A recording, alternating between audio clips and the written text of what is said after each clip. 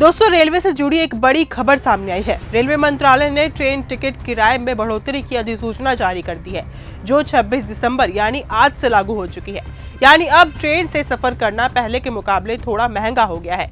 इस नए फैसले के तहत 215 किलोमीटर से अधिक की यात्रा करने वाले यात्रियों पर किराए का असर पड़ेगा। साधारण श्रेणी में यात्रा करने पर प्रति किलोमीटर 1 पैसे की बढ़ोतरी की गई है, जबकि मेल और एक्सप्रेस ट्रेनों में नॉन एसी श्रेणियों के साथ साथ सभी एसी श्रेणियों में प्रति किलोमीटर 2 पैसे अतिरिक्त देने होंगे। उदाहरण के तौर पर अगर कोई यात्री 500 किलोमीटर की यात्रा करता है तो उसे लगभग 10 रुपए या उससे ज्यादा अतिरिक्त किराया चुकाना पड़ेगा।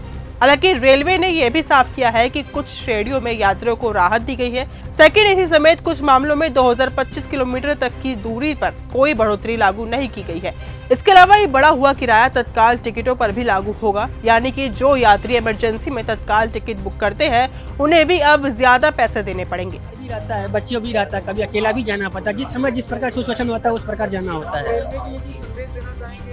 रेलवे से यही कहता है कि जो उचित किराया है दे, ताकि हम लोग आराम से यातायात कर सके। ज़्यादा होने से जो हम लोग को कहाँ से भारी पड़ेगा, इतना तो हम लोग को कमाया है ही नहीं जो मैं बराबर ये उसको टेकअप कर सकती है। सबसे पहली बात तो यह है कि जो रेलवे का पहले जो इन्होंने जो वेटिंग सिस्टम है इनका, पहले तो उसको सुधारना चाहिए। आम आदमी जो गरीब है बेचारा जनरल में जाता है, उसको टिकट वगैरह मिलता नहीं, ऊपर से फेयर बढ़ा रहे हैं। तो सरकार को पहले सबसे पहले मतलब फेयर जो वेटिंग सिस्टम है इनका उसको सुधारना चाहिए। ऊपर से जब भी हम तत्काल में टिकट करते हैं तो बहुत मुश्किल है, मिलता ही नहीं है तत्काल टिकट। थर्ड ये है कि जो राजधानी का किराया है वो अप्रॉक्स फ्लाइट की टिकट के बराबर ही है।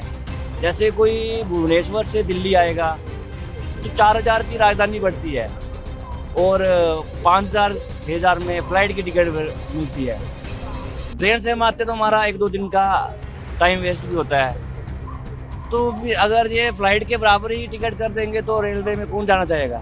मैक्सिमम आदमी फ्लाइट की कोशिश करेंगे जाने की। तो थोड़ा गरीब आदमी जो है वही ट्रैवल करेगा ट्रेन में, उसी को मार पड़ेगी। जिसके पास पैसा है वो तो फ्लाइट से चला जाएगा, तो गरीब आदमी के लिए थोड़ा वो होगा। जैसा देखा जाए मिडिल क्लास इनकम उतनी की उतनी ही है, रियल इनकम देखा जाए तो इन्फ्लेशन की वजह से उनके लिए काफ़ी एक्सपेंसिव होगा यहाँ पे ट्रैवल करना। और वैसे भी फ्लाइट्स वगैरह वो अफोर्ड नहीं कर पाते इतना, तो रेलवे ही एक सोर्स है जिससे वो ट्रैवल कर पाते हैं। तो वो अगर एक्सपेंसिव हो जाएगा तो वहाँ का ट्रैवलिंग और उनका बजट टाइम जो है वो ज़्यादा हो जाएगा और बजट एक्सपेंस भी। सरकार को थोड़ा सोचना चाहिए, वो मिडिल क्लास पॉइंट ऑफ। कुल मिलाकर रेलवे का ये फैसला लंबी दूरी की यात्रा को प्रभावित करेगा, खासकर उन यात्रियों को जो 215 किलोमीटर से अधिक का सफर करते हैं, जबकि कम दूरी के यात्रियों पर इसका सीधा असर नहीं पड़ने वाला।